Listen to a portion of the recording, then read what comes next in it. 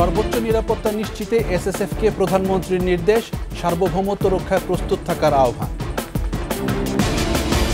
খাগড়াছড়ির পাহাড়ে ডিবির অভিযান, এমপি আনোয়ারুল আজিম হত্যা মামলার আরও 2 আসামি গ্রেফতার। দুদকের কাজে সরকার হস্তক্ষেপ করছে না বললেন ওবায়দুল কাদের, রাজনীতিবিদদের আয়নায় মুখ দেখার আহ্বান। গণহত্যার বিচার কার্যক্রমে বাংলাদেশ রোল মডেল, ব্রিটিশ আদালতের রায় সার্বভৌমত্বের উপর আঘাত, বিশিষ্টজনদের অভিমত। বৃহস্পতিবার বিশ্বকাপ সেমিতে দক্ষিণ আফ্রিকার সামনে ইতিহাস গড়ার হাতছানি, আফগানদের চোখে ফাইনালের স্বপ্ন।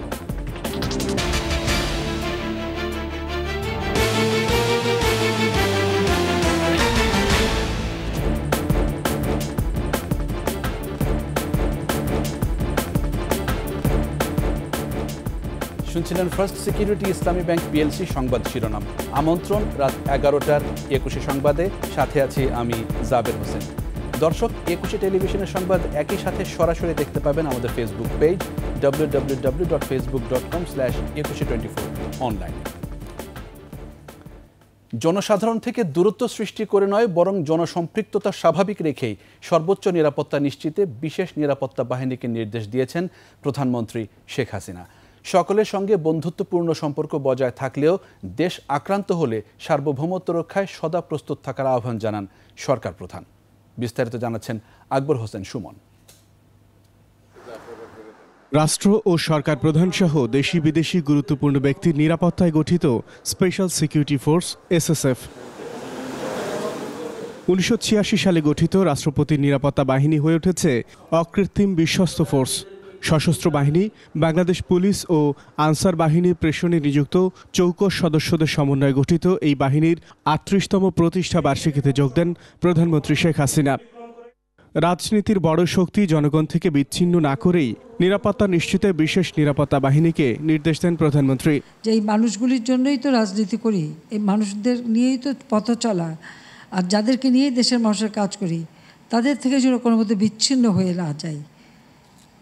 মানুষের থেকে বিচ্ছিন্ন হলে কিন্তু আমাকে আর গুলি বোমা লাগবে না, এমনি শেষ হয়ে যাব, কারণ এরাই আমার প্রাণ শক্তি, এটুকু মনে রাখতে হবে। দক্ষিণ এশিয়ার গুরুত্বপূর্ণ অঞ্চল হিসেবে বাংলাদেশকে অর্থনৈতিকভাবে স্বাবলম্বী করার আশ্বাস দেন সরকার প্রধান।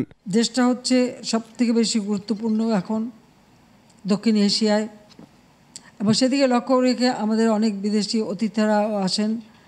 কাজেই আমরা আমাদের দেশটাকে আরও উন্নতভাবে এগিয়ে নিয়ে যাওয়া, সেদিকে বিশেষভাবে আমরা দৃষ্টি দিচ্ছি। এবং অর্থনৈতিকভাবে আজকে বাংলাদেশ অন্তত বিশ্বে একটা মর্যাদা অর্জন করতে পেরেছে। এখন আর বাংলাদেশকে কেউ সেই চোখে দেখে না যে বাংলাদেশ হচ্ছে দুর্ভিক্ষের দেশ। স্বাধীনতা ও সার্বভৌমত্ব রক্ষা এবং বহিঃশত্রুর আক্রমণ প্রতিহতে সদা প্রস্তুত থাকারও নির্দেশ দেন প্রধানমন্ত্রী। যে কোনোভাবে হোক বহিঃশত্রুর আক্রমণ থেকে দেশকে রক্ষা করা, নিজেদের রক্ষা করা। আমরা কারোর সাথে যুদ্ধ করতে যাব না, কিন্তু আক্রান্ত হলে যেন নিজের দেশের স্বাধীনতা সার্বভৌমত্ব রক্ষা করতে পারি, সেইভাবেই আমাদেরকে প্রস্তুতি নিতে হবে। পরিবর্তনের ধারা অব্যাহত রেখেই বাংলাদেশের অগ্রযাত্রায় সামিল হবার আহ্বান জানান বঙ্গবন্ধু কন্যা। বাংলাদেশের অর্থনীতি এগিয়ে যাচ্ছে। আকবর হোসেন সুমন, 21 টেলিভিশন, ঢাকা। ঝিনাইদহ 4 আসনের সংসদ সদস্য আনোয়ারুল আজিম আনার হত্যার ঘটনায় পলাতক আসামি মোস্তাফিজুর রহমান ও ফয়সাল আলীকে গ্রেফতার করেছে ঢাকা মহানগর গোয়েন্দা পুলিশ। ডিবি জানিয়েছে, খাগড়াছড়ির পাতাল কালী মন্দির এলাকায় সনাতন ধর্মাবলম্বী সেজে লুকিয়েছিল তারা। বিস্তারিত জানাবেন পার্থসারথী, তবে রিপোর্টটি এখনও প্রক্রিয়াধীন থাকায় আমরা চলে যাচ্ছি পরের খবরে। সড়ক পরিবহন ও সেতুমন্ত্রী ওবায়দুল কাদের বলেছেন, দুর্নীতি সব সেক্টরেই আছে, তবে দুর্নীতি যেই করুক না কেন সরকার জিরো টলারেন্স অবস্থানে আছে। দুদকের কাজেও সরকার হস্তক্ষেপ করছে না। দুর্নীতি নিয়ে কথা বলার আগে রাজনীতিবিদদের আয়নায় মুখ দেখতেও বললেন আওয়ামী লীগের সাধারণ সম্পাদক। মাহমুদ হাসানের প্রতিবেদন। শাহজালাল আন্তর্জাতিক বিমানবন্দরে বিআরটিসির বিমানবন্দর শাটল সার্ভিসের উদ্বোধন করেন সড়ক পরিবহন ও সেতুমন্ত্রী ওবায়দুল কাদের।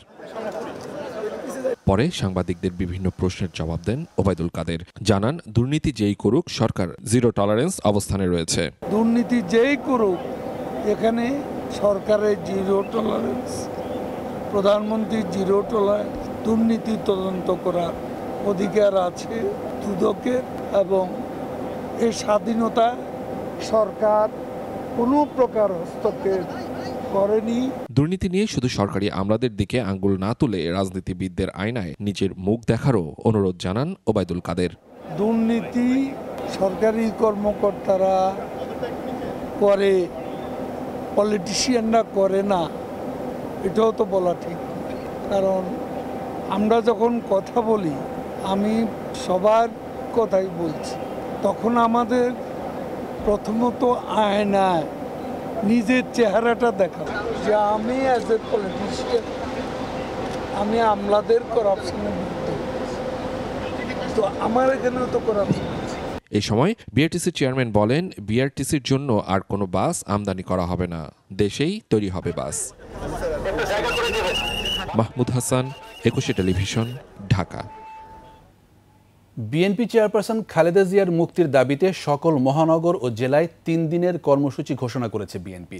নয়াপল্টনে বিএনপির কেন্দ্রীয় কার্যালয়ে যৌথ সভা শেষে নতুন এই কর্মসূচি ঘোষণা করেন মির্জা ফখরুল ইসলাম আলমগীর। এ সময় বলেন, গণতন্ত্র পুনরুদ্ধারে খালেদা জিয়ার অবদান, সংগ্রাম ও আত্মত্যাগ সাম্প্রতিক গণতান্ত্রিক বিশ্বে অতুলনীয়। পরিকল্পিতভাবে মামলায় সাজা প্রদান করে রাজনীতি থেকে দূরে সরিয়ে দেয়া সম্পূর্ণ বেআইনি বলে মন্তব্য করেন মির্জা ফখরুল। খালেদা জিয়ার নিঃশর্ত মুক্তির দাবিতে 29 জুন ঢাকা মহানগর, 1 জুলাই দেশের সকল মহানগর ও 3 জুলাই সব জেলায় সমাবেশ করার ঘোষণা দেন বিএনপি মহাসচিব। 29 জুন শনিবার আমাদের নয়াপল্টন অফিসের সামনে সমাবেশ অনুষ্ঠিত হবে দেশনেত্রী বেগম খালেদা জিয়ার নিঃশর্ত মুক্তির দাবিতে। এরপরে হচ্ছে আপনার সারা দেশের মহানগরগুলোতে, সেখানে সোমবার, যেটা হচ্ছে 1 তারিখ 1 জুলাই মহানগরগুলোতে এই সমাবেশ, দেশনেত্রী মুক্তির দাবিতে সমাবেশ অনুষ্ঠিত হবে। এরপরে হচ্ছে 3 তারিখে সারা দেশের জেলা সদরগুলোতে তার মুক্তির দাবিতে সমাবেশ অনুষ্ঠিত হবে। বাংলাদেশে মানবতা বিরোধী অপরাধীদের বিচারিক প্রক্রিয়া নিয়ে ব্রিটিশ আদালতের রায়কে সার্বভৌমত্বের উপর আঘাত বলে অভিহিত করেছেন বিশিষ্টজনেরা। বিশ্বে গণহত্যার বিচার কার্যক্রমে বাংলাদেশ রোল মডেল বলে উল্লেখ করেন তারা। যুদ্ধাপরাধী চৌধুরী মঈনুদ্দিনের পক্ষে দেয়া ব্রিটিশ আদালতের রায় পক্ষপাতদুষ্ট বলে মন্তব্য তাদের। আদিত্য মামুনের রিপোর্ট। ৭১ মানবতা বিরোধী অপরাধে মৃত্যুদণ্ডপ্রাপ্ত পলাতক আসামি ব্রিটেন প্রবাসী চৌধুরী মঈনুদ্দিনের করা মানহানির মামলায় বাংলাদেশের আন্তর্জাতিক অপরাধ ট্রাইব্যুনালের নৈতিকতা নিয়েও প্রশ্ন তুলেছে ব্রিটিশ সুপ্রিম কোর্ট। ৭১ ঘাতক দালাল নির্মূল কমিটির সভাপতি শাহরিয়ার কবির বলছেন, বাংলাদেশের বিচারিক কার্যক্রমে কোনো সভ্য দেশ হস্তক্ষেপ করতে পারে না। উদ্দেশ্য প্রণোদিত এই রায়ে আশঙ্কার কিছু নেই বলে মনে করেন তিনি। আমেরিকাতে গুয়ান্টানামোতে যে বিচার চলছে, অভিযুক্তদের আত্মপক্ষ সমর্থনের সুযোগ নেই, যেটা ন্যায় বিচারের প্রথম শর্ত হচ্ছে, কিন্তু সেইটা নিয়ে কেউ কিন্তু কোনো কথা বলে না। সেটা আমেরিকার বিচার ব্যবস্থা এটা হচ্ছে। আমাদের দেশে অপরাধ হয়েছে, আমাদের দেশের অপরাধীদের আমরা বিচার করেছি, এটা সম্পূর্ণ আমাদের কপিরাইট। এইটা নিয়ে ব্রিটেনের আদালত বা অন্য কোনো আদালতের কোনো মন্তব্য করার এখতিয়ার নেই। এই এখতিয়ারের বিষয়টাই তোলা দরকার ছিল ব্রিটিশ আদালতে। জামায়াতি লবিস্টদের দ্বারা প্রভাবিত এমন ন্যাক্কারজনক রায়ের নিন্দা জানিয়ে অবিলম্বে সরকারি প্রতিক্রিয়া জানানোরও তাগিদ তার। এই যে বিদেশে যেসব যুদ্ধাপরাধীরা বসে আছে, তাদের পরিবাররা, সন্তানরা বসে আছে, যে লবিং করছে বিচারটাকে প্রশ্নবিদ্ধ করবার জন্য, এইটার পাল্টা লবিং কিন্তু আমরা করছি না, সরকার করছে না। সরকারকে তো বলা দরকার ছিল, বারবার বলা দরকার ছিল। কিং চার্লসের সঙ্গে সে যখন দেখা করছে, হাইকমিশন থেকে পরিষ্কার বিবৃতি দেওয়া দরকার ছিল, এই লোকটা গণহত্যাকারী, বাংলাদেশে এই তার বিরুদ্ধে বিচার হয়েছে, শাস্তি হয়েছে। রাজার উচিত নয় এই ধরনের অপরাধীর সঙ্গে দেখা করা। আন্তর্জাতিক অপরাধ ট্রাইব্যুনালের সাথে সরাসরি যুক্ত থাকা প্যানেল বিচারক শামসুদ্দিন চৌধুরী মানিক বলছেন, আইনের আওতায় আন্তর্জাতিক মান মেনেই সকল যুদ্ধাপরাধীদের বিচার করা হয়েছে। ব্রিটিশ সুপ্রিম কোর্ট তার তো অন্তত এই ব্যাপারে এভিডেন্স নেওয়া উচিত ছিল যে ন্যায় নীতি অনুসরণ করেছে কিনা। যুদ্ধাপরাধী হিসাবে অনেকের ফাঁসি হয়ে গেছে, অনেকের বিচার এখনও চলছে। ট্রাইব্যুনালে তারা সাজা পেয়েছে, তারপর তারা আপিল করার সুযোগ পেয়েছে, আপিল বিভাগে আপিলের পরে আবার রিভিউ করার সুযোগ পেয়েছে। তারা সব সুযোগই পেয়েছে, যে সমস্ত সুযোগ অনেক আদালত অতীতে আপনার ইস্যু দেয়নি, নুরেমবার্গ আদালতও দেয়নি, বা টোকিও ট্রাইব্যুনালও দেয়নি, বা এখন যে আইসিটি আছে সেখানেও সেই সব সুযোগ নেই, যেসব সুযোগ আমাদের এখানে দেওয়া হয়েছে। যুদ্ধাপরাধের বিচার প্রক্রিয়াকে প্রশ্নবিদ্ধ করতে চৌধুরী মঈনুদ্দিনের এমন চাতুর্যতায় বাংলাদেশে যুদ্ধাপরাধ সহ কোনো বিচারিক কার্যক্রমে প্রভাব রাখবে না বলেও মনে করেন অবসরপ্রাপ্ত এই বিচারপতি। প্রিভি কাউন্সিল হিসাবে বিচার করছে, এই ভাবটা তো তেমনি। তারা তো আমাদের দেশের আদালতকে কাঠগড়ায় দাঁড়া করতে পারে না। আমরা তো তাদের এই রায় আমরা ছেড়ে ফেলে দিতে পারি, এটা আমাদের জন্য কোনো বাধ্যবাধকতার কিছু নয়। গণহত্যাকারী অপরাধীদের আশ্রয় প্রশ্রয় দিয়ে মানবতা বিরোধী অপরাধকে সমর্থনের নামান্তর বলেও মত তাদের। এদেরকে যদি তোমরা প্রশ্রয় দাও, কালক্রমে তোমাদের দেশ তো আর সভ্য দেশ থাকবে না, এগুলো হত্যাকারীদের অভয়ারণ্যে পরিণত হবে। আদিত্য মামুন, 21 টেলিভিশন, ঢাকা। কোনো ব্যক্তি বা গোষ্ঠী কোনোভাবেই যাতে দুর্নীতিবাজদের পক্ষ না নেয় সে বিষয়ে সব মহলকে হুঁশিয়ার করেছেন সরকার দলীয় সংসদ সদস্যরা। জাতীয় সংসদে বাজেট অধিবেশনে বক্তব্যে তারা বলেন, সরকারের উন্নয়নের আর্থিক ও সামাজিক সুফল ঘরে ঘরে পৌঁছে দিতে বিভিন্ন খাতের দুর্নীতি ও অনিয়মের লাগাম টানতে হবে। বিস্তারিত জানাচ্ছেন ফারজানা শোভা। বুধবার বিকেলে জাতীয় সংসদে বাজেট অধিবেশনে বক্তব্য রাখেন সংসদ সদস্যরা। নির্ধারিত বিষয়ের বাইরে গিয়ে সবাই দুর্নীতি ও দুর্নীতিবাজদের কঠোর সমালোচনা করেন।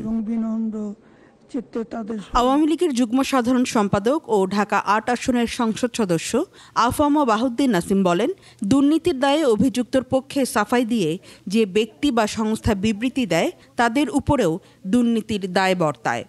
মতিয়ার থেকে দুর্নীতি দমন সংস্থা থেকে মিডিয়া জগৎ, এমনকি আমরা যারা রাজনীতিবিদ তারা চিহ্নিত করতে পারি নাই তাকে একটি বোবা প্রাণী ছাগল চিহ্নিত করেছে।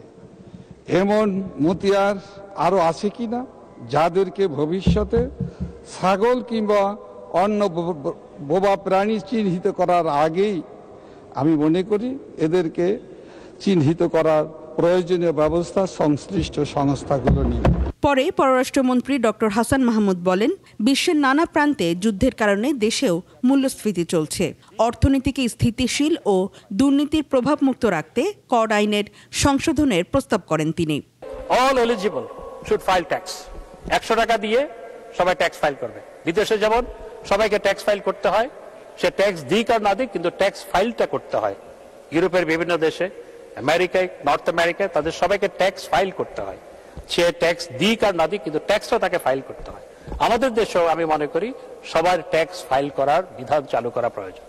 দরকার হলে 100 টাকা, আপনি যদি কমাতে চান 50 টাকা দিয়ে করুন। এদিকে স্বতন্ত্র সংসদ সদস্য ও সাবেক আওয়ামী লীগ নেতা আব্দুল লতিফ সিদ্দিকী সংসদকে বলেন, বঙ্গবন্ধু কন্যা শেখ হাসিনা আওয়ামী লীগের সম্পদ নয় বরং জাতীয় সম্পদ।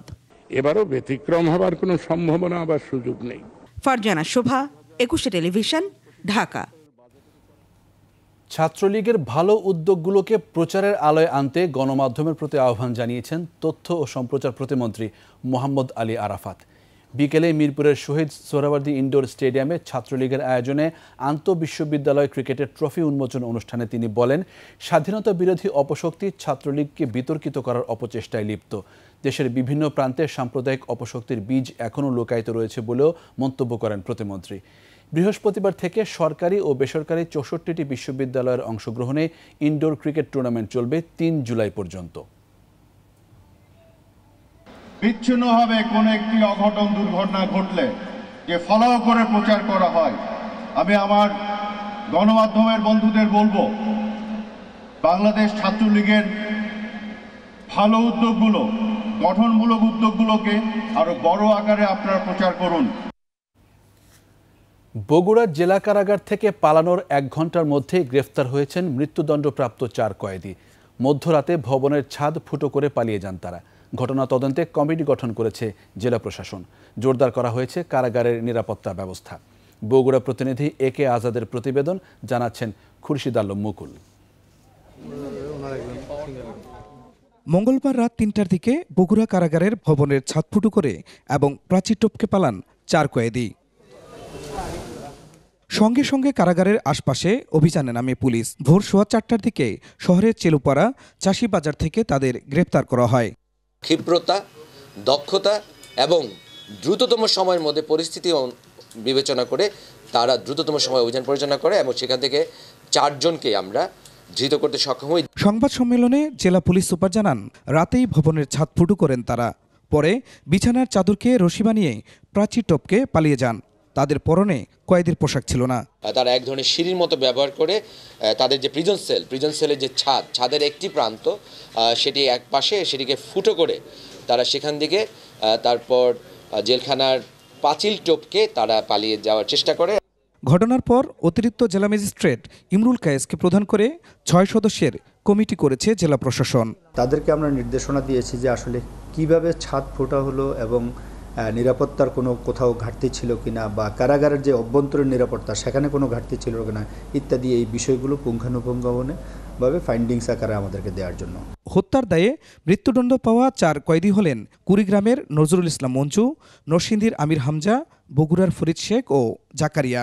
গ্রেপ্তারের পর তাদের গোয়েন্দা কার্যালয়ে নেওয়া হয়। এই 4 জনই হচ্ছে তারা বিভিন্ন হত্যাকাণ্ডের সাথে সংশ্লিষ্ট ছিল এবং যার ফলে তাদের মৃত্যুদণ্ড হয়েছে। খুশিত আলম মুকুল, 21 টেলিভিশন। ভারতের পাশাপাশি মিয়ানমারের সাথে উদ্বৃত্ত কৃষি পণ্য আমদানিতে শিগগিরই চুক্তি করা হবে বলে জানিয়েছেন বাণিজ্য প্রতিমন্ত্রী আহসানুল ইসলাম টিটু। সচিবালয়ে সাংবাদিকদের সাথে মতবিনিময়ের সময় প্রতিমন্ত্রী বলেন, ভারতের মতো মিয়ানমারেও অনেক কৃষিপণ্য উদ্বৃত্ত থাকে যা আমদানি করে বাংলাদেশ তার প্রয়োজন মেটাতে পারে। ফলে তাদের সাথেও চুক্তি করার বিষয়টি এখন চূড়ান্ত পর্যায়ে আছে। আরও বলেন, চালের বাজার নিয়ন্ত্রণে বস্তার উপরে ধানের জাত, উৎপাদনের সময় এবং সর্বোচ্চ খুচরা মূল্য লিখে রাখার বাধ্যবাধকতা আরোপ করা হয়েছে। এর ফলে এখন চাল নিয়ে কারসাজির আর কোনো সুযোগ নেই।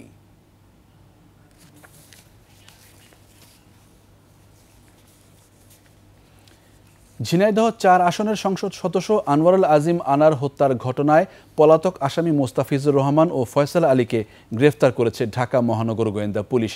ডিবি জানিয়েছে, খাগড়াছড়ির পাতাল কালী মন্দির এলাকায় সনাতন ধর্মাবলম্বী সেজে লুকিয়েছিল তারা। বিস্তারিত জানাচ্ছেন পার্থসারথী।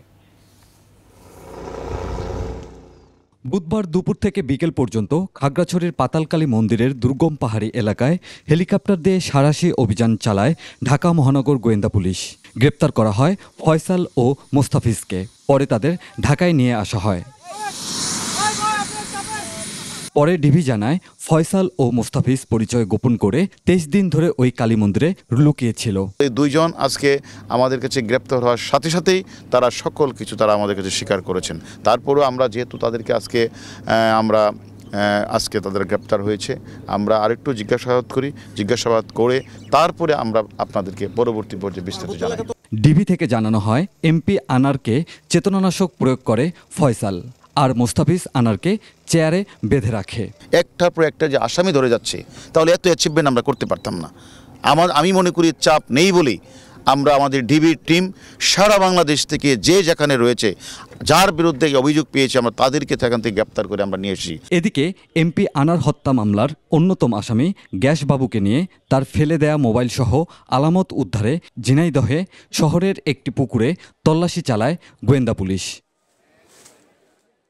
পার্থসারথী, 21 টেলিভিশন, ঢাকা। নারায়ণগঞ্জের ফতুল্লায় বুড়িগঙ্গা নদীতে তেলের ড্রামবাহী ট্রলারে অগ্নিদগ্ধ একজনের মরদেহ উদ্ধার করা হয়েছে। 86 ড্রাম পেট্রোল ও 70 ড্রাম ডিজেল নিয়ে বরিশালের মনপুরায় যাচ্ছিল ট্রলারটি। দুপুর 1:30টায় মেঘনা ডিপোর জেটি সংলগ্ন বুড়িগঙ্গায় ট্রলারটিতে আগুন ধরে গেলে সবগুলো তেলের ড্রামে বিস্ফোরণ ঘটে। ডিপো সংশ্লিষ্টরা জানান, ট্রলারে থাকা 4 জন রান্না করছিলেন, সেখান থেকে এই ঘটনা ঘটতে পারে। একজনের মরদেহ উদ্ধার করেন ফায়ার সার্ভিস কর্মীরা। অন্য একজন পাড়ে উঠতে পারলেও বাকি 2 জন নিখোঁজ।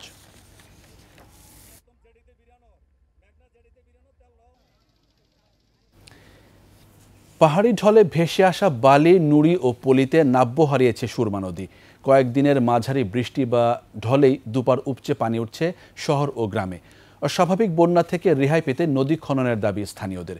সুনামগঞ্জ প্রতিনিধি মোহাম্মদ আব্দুল সালামের তথ্যচিত্রে আরও জানাচ্ছেন মাসুম আলিসা।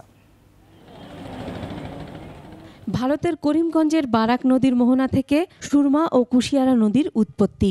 একসময় সুরমা খরস্রোতা ছিল, কিন্তু উজানের পাহাড়ি ঢলে ভেসে আসা বালি, নুড়ি ও পলিতে ভরাট হয়ে গেছে সুরমার তলদেশ। অতীতে বর্ষায় এই নদী দিয়ে পণ্যবাহী নানা নৌযান চলাচল করলেও এখন বন্ধের পথে। সুনামগঞ্জবাসীর দাবির প্রেক্ষিতে পানি উন্নয়ন বোর্ড মাঝে মধ্যে সুরমা নদী খনন করলেও কাজের কাজ কিছুই হয়নি। তলদেশ ভরাট হওয়ায় ঢল ও বৃষ্টির পানিতেই নদীর দুপার উপচে বন্যা দেখা দিচ্ছে। তাই যথাযথ খননের মাধ্যমে সুরমা নদীর গভীরতা ফিরিয়ে এর পানির ধারণ ক্ষমতা বাড়ানোর দাবি ভুক্তভোগীদের। সুনামগঞ্জের কোনো শহর রক্ষা বাদ নেই, এই কারণেই হচ্ছে গিয়ে ঢলের পানি আসার সাথে সাথেই শহর তুলে যাচ্ছে। সুরমা নদী জরুরি ভিত্তিকে খনন করা জরুরি এবং হাওর গুলা যেভাবে ভরাট হয়েছে হাওরও খনন করতে হবে। সুনামগঞ্জবাসীকে যদি বন্যার কবল থেকে রক্ষা করতে হয় তাহলে এই নদী খনন করা অতীব জরুরি। স্থানীয় জনপ্রতিনিধি জানান, শুধু নদী খনন করাই সমাধান নয়, পাশাপাশি দুপাশে বাঁধ নির্মাণ করতে হবে। বন্যার পরে সর্বস্তরের মানুষকে নিয়ে এগুলো স্বল্পমেয়াদী, মধ্যমেয়াদী এবং দীর্ঘমেয়াদী সমাধানের পথ খুঁজতে হবে। পানি উন্নয়ন বোর্ড জানিয়েছে, সুনামগঞ্জ জেলায় বিভিন্ন প্রকল্পের মাধ্যমে প্রায় 91 কিলোমিটার নদী খনন করা হয়েছে। এবং এই কাজগুলো আমরা বাস্তবায়ন করতে পারি তাহলে যে সুনামগঞ্জের যে বন্যা প্রকোপ আছে, আগাম বন্যা প্লাস যে মৌসুমী বন্যা আছে, মনসুন ফ্লাড যেটাকে আছে, এগুলো কিন্তু এর প্রকোপটা কিন্তু কমে যাবে। উজানের ঢল ও বৃষ্টি থেকে সৃষ্ট বন্যা থেকে রক্ষায় নদ নদী খনন সহ গোটা হাওর এলাকায় পানি সরবরাহ নির্বিঘ্ন করার দাবি ভুক্তভোগীদের। মাসুমা লিসা, 21 টেলিভিশন। যে জাতি বিচারের আওতায় আসে না সে জাতি উন্নত হয় না বলে মন্তব্য করেছেন বিশিষ্টজনেরা। ঘাতক দালাল নির্মূল কমিটির প্রতিষ্ঠাতা শহীদ জননী জাহানারা ইমামের 30তম মৃত্যুবার্ষিকী উপলক্ষে অনুষ্ঠানে একথা বলেন তারা। মিনালা দেবার রিপোর্ট। জাতীয় জাদুঘরে শহীদ জননী জাহানারা ইমামের মৃত্যুবার্ষিকী উপলক্ষে স্মৃতিপদক প্রদান, স্মারক বক্তৃতা ও আলোচনা সভা। সভায় আলোচনা হয় বঙ্গবন্ধুর রাজনৈতিক দর্শন এবং ৭১-এর যুদ্ধ অপরাধীদের বিচার নিয়ে। বক্তারা বলেন, সংবিধানের 4 মূলনীতিতে হাত দিয়েছেন জিয়াউর রহমান দেশকে পাকিস্তান বানানোর জন্য। সেই সাথে চলমান বিষয় নিয়ে বক্তারা বলেন, ব্যক্তির দুর্নীতির দায় কোনো প্রতিষ্ঠান বহন করতে পারে না। বেনজিরের দুর্নীতি তারা ফাঁস করেনি, মতিউরের দুর্নীতি তারা ফাঁস করেনি, কেন করেনি?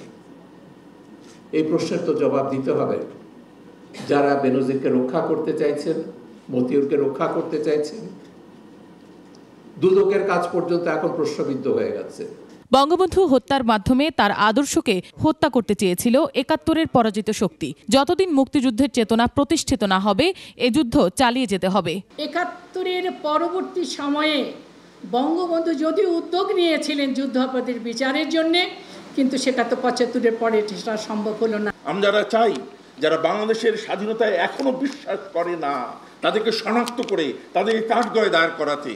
শহীদ জননী জাহানারা ইমামের নেতৃত্বে এদেশের মানুষ সংগ্রাম করেছিল, আন্দোলন করেছিল, যার পরিপ্রেক্ষিতে 2009 যখন বাঙালি ভাবধারায় বাংলাদেশের মানুষের জন্য যে স্বাধীনতার মুক্তিযুদ্ধের নেতৃত্ব দানকারী যে দল ক্ষমতায় আসলো, তাদের নেতৃত্বে ট্রাইব্যুনাল সরকার গঠিত হওয়ার পর আইন করে ট্রাইব্যুনাল করে আছে, কিন্তু বিচার হয়েছে। মানবদরদী মানবিক মানুষ ছিল বঙ্গবন্ধু। তার আদর্শকে ধারণ করে সামনের দিকে এগিয়ে যাওয়ার প্রত্যয় সকলের। মিনালা দিবা, 21 টেলিভিশন, ঢাকা। দেশে বৈদ্যুতিক গাড়ির বাজার 1000 কোটি টাকার। 7 বছরের মধ্যেই 30% যান রূপান্তরিত হবে বৈদ্যুতিকে।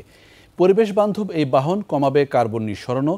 দেশি নির্মাতা ও আমদানিকারক প্রতিষ্ঠানগুলোর দাবি, বৈদ্যুতিক গাড়ি ব্যবহারে উৎসাহিত করতে প্রণোদনার পাশাপাশি প্রত্যাহার করতে হবে শুল্ক। আদিত্য মামুনের রিপোর্ট।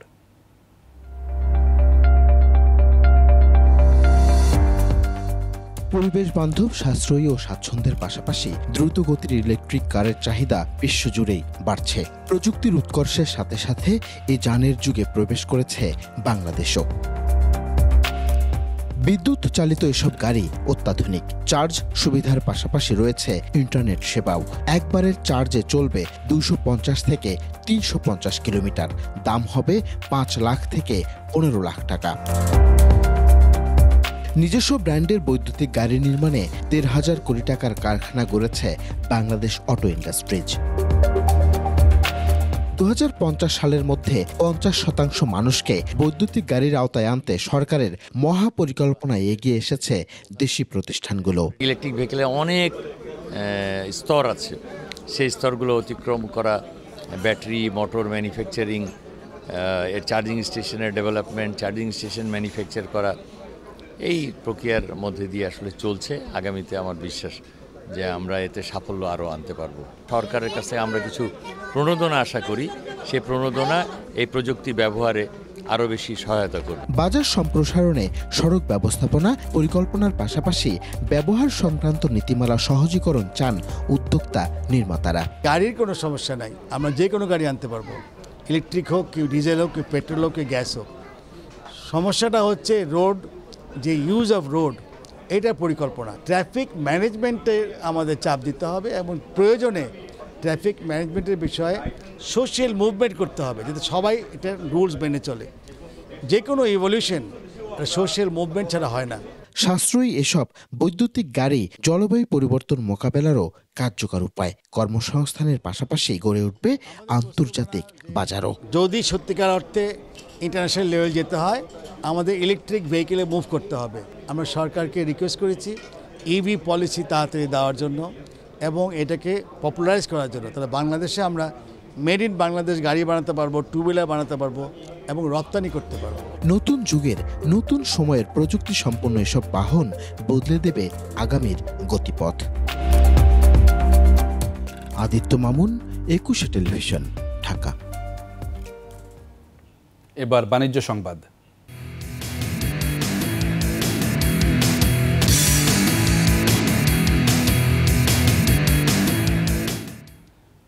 সোশ্যাল ইসলামী ব্যাংকের 29তম বার্ষিক সাধারণ সভা হয়েছে। বুধবার ভার্চুয়াল প্ল্যাটফর্মে অনুষ্ঠিত বার্ষিক সাধারণ সভায় 2023 সালের জন্য 10% লভ্যাংশ অনুমোদন করা হয়। এর মধ্যে 5% নগদ এবং 5% স্টক। অনুষ্ঠানে সভাপতিত্ব করেন ব্যাংকের পরিচালনা পর্ষদের ভাইস চেয়ারম্যান মোহাম্মদ কামাল উদ্দিন। সভায় অংশ নেন ব্যাংকের পরিচালনা পর্ষদের ভাইস চেয়ারম্যান মোহাম্মদ সাইদুর রহমান, ব্যবস্থাপনা পরিচালক ও প্রধান নির্বাহী জাফর আলম, পরিচালনা পর্ষদের সদস্য, শরিয়া সুপারভাইজারি কমিটির চেয়ারম্যান, ব্যাংকের উপব্যবস্থাপনা পরিচালকগণ এবং শেয়ার হোল্ডাররা। 10% লভ্যাংশের জন্য ধন্যবাদ জ্ঞাপন করে ব্যাংকের অগ্রগতির জন্য নানা পরামর্শ দেন শেয়ার হোল্ডাররা। অনুষ্ঠান পরিচালনা করেন ব্যাংকের কোম্পানি সচিব মোহাম্মদ নাজমুল আহসান।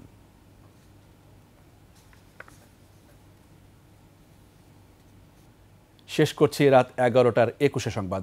যাবার আগে ফার্স্ট সিকিউরিটি ইসলামী ব্যাংক পিএলসি সংবাদ শিরোনামগুলো আরও একবার। সর্বোচ্চ নিরাপত্তা নিশ্চিতে এসএসএফকে প্রধানমন্ত্রীর নির্দেশ, সার্বভৌমত্ব রক্ষায় প্রস্তুত থাকার আহ্বান। খাগড়াছড়ির পাহাড়ে ডিবির অভিযান, এমপি আনোয়ারুল আজিম হত্যা মামলার আরও 2 আসামি গ্রেফতার। দুদকের কাজে সরকার হস্তক্ষেপ করছে না বললেন ওবায়দুল কাদের, রাজনীতিবিদদের আয়নায় মুখ দেখার আহ্বান। গণহত্যার বিচার কার্যক্রমে বাংলাদেশ রোল মডেল, ব্রিটিশ আদালতের রায় সার্বভৌমত্বের ওপর আঘাত, বিশিষ্টজনদের অভিমত। বৃহস্পতিবার বিশ্বকাপ সেমিতে দক্ষিণ আফ্রিকার সামনে ইতিহাস গড়ার হাতছানি, আফগানদের চোখে ফাইনালের স্বপ্ন।